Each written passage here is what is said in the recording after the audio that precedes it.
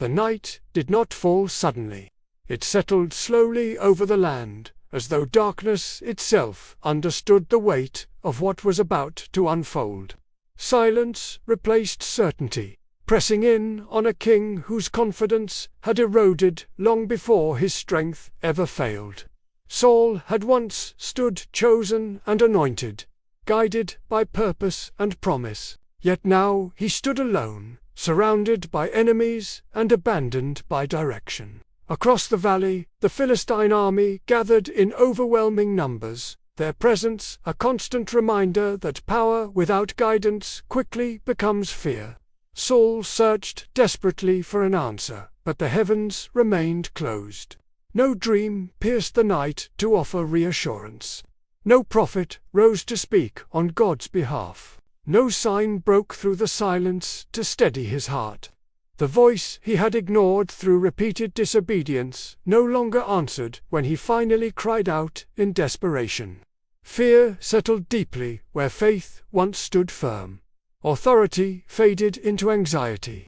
And in that moment, Saul turned away from the law he once enforced and toward the darkness he once condemned. Disguised beneath the cover of night, the king removed the symbols of his power, as if shedding his crown could also shed the consequences of his choices.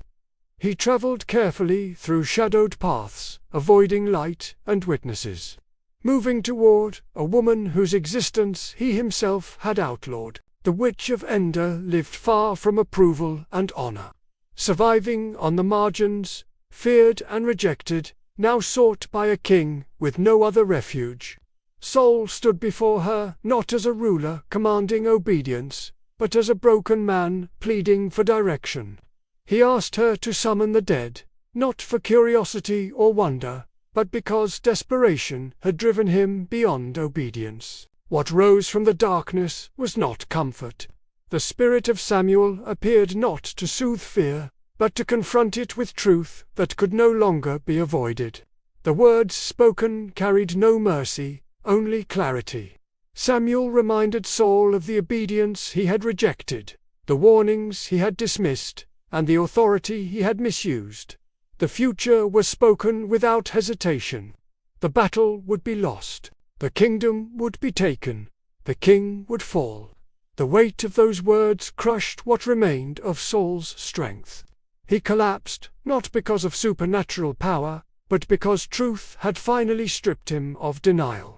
Fear had driven him to forbidden counsel, and forbidden counsel delivered only confirmation of judgment already decided. Saul left the woman's dwelling carrying knowledge, but no hope. The darkness welcomed him back as he returned to a fate sealed long before that night. By the next day, the prophecy unfolded exactly as spoken. The army fell, the king was struck down, the crown passed away. Not because God had abandoned Saul without reason, but because Saul had abandoned obedience when it still mattered. Lesson: when God is ignored in moments of clarity, His silence in moments of desperation should not be unexpected. Seeking answers in forbidden places will never replace obedience. Fear may drive a search for shortcuts, but shortcuts always lead further from truth. Because direction is found through humility and obedience, not through desperation, not through rebellion, and never through darkness.